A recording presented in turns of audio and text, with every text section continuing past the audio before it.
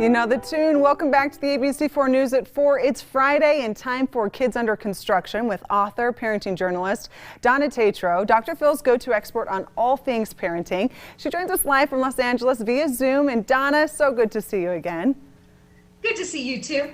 Okay, so we want to pick up right back where we left off on Monday about talking about children and resiliency, the ability, we'll just quickly update people, the ability to adapt to challenges is an important life skill, of course. So can you break down how resiliency can help children who experience anxiety? Well, yeah, I mean, this ability allows kids to navigate stressful situations. It gives them this confidence to say, I'm okay, even though this is turbulent, there's a lot going on. Resiliency allows kids to say, I'm okay. It also allows them to build problem-solving skills. So if you're anxious and stressed, you know, because you're a resilient spirit, a resilient person, that you have the problem, you can identify it, you can make sure that you can come up with ideas to then solve that problem. So even though we're in this pandemic and a lot of people talk about the fact that our kids shouldn't be working on resiliency because it's too stressful of a time, every single day that we're in this pandemic, our kids are learning to be resilient, even in the small moments. So it's really important to know your child is building that resilient spirit. Which I think is a powerful way to think of it, because so often you think there's too much, but you're right. The positive angle is they're learning resiliency from this.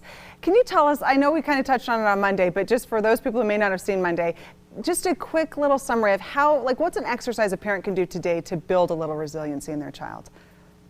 Well, I think what we need to do is we have to help our kids really identify their emotions and name their emotions, because when a child is feeling stressed or anxious, the way that they can become resilient is to identify those emotions. Are you angry? Are you sad? Are you mad? Are you frustrated? So when they can name those emotions, that's a really good starting point. Then they can describe those emotions. How do those emotions then make you feel? Are you tense? Are you hot?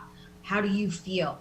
And what we can do with our kids when they express these emotions is we want them to then move on to more positive emotions. And so we let them feel those feelings, feel those emotions, but then we can say, for young kids especially, this is really research fact, is draw what your emotions look like. For older kids, journal what your emotions feel like. Oh, I love that. And that's an applicable, something we can do today in our homes. So you can kind of just touch on this, but what about the little ones? While many children are just learning to express their feelings, how can we as parents be sure that we are truly understanding how they're feeling? Well, I think what we need to do is we got to get curious. And in parenting, I talk about this all the time. As a journalist, I'm always asking questions. You're always asking questions. This is something that's easy for us to do. But as parents, if we can really bring this into our parenting, asking questions, how are you feeling? Again, getting them to identify those feelings.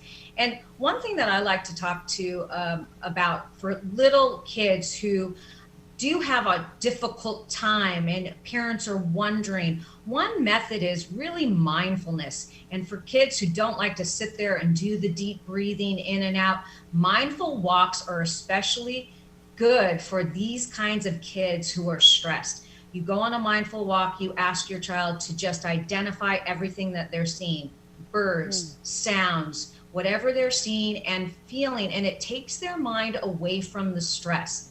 Again, research back. We know mindfulness works for our children, and it works for adults as well. Yes, it does. And I think, too, as you were talking about, you ask your children questions, I think how important it is that we as parents listen to what they're saying, too, right?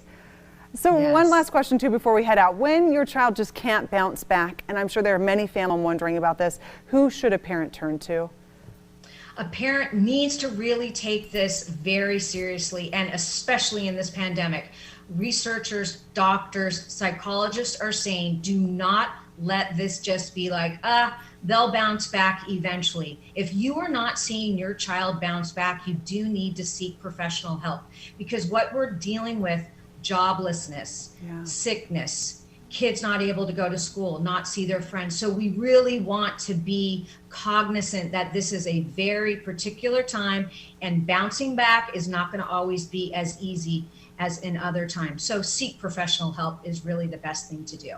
Thank you for saying that, encouraging. It's nothing to be shameful of, right? It's something that your child needs and something we as parents, as their caregivers, should definitely offer. Thank you so much for your time today. Just a quick summary. We did discuss, of course, resilience with children and children with anxiety, how we can understand what your child's feeling and where should parents turn if they're in need of help. There is so much. We're just skimming the surface. So if you have questions for Donna, you can send a video question to kidsunderconstruction@abc4.com and we might answer your question on TV. Again, thank you so much for your time today. Author, journalist, parenting advisor, Donna Tatro, we appreciate your time.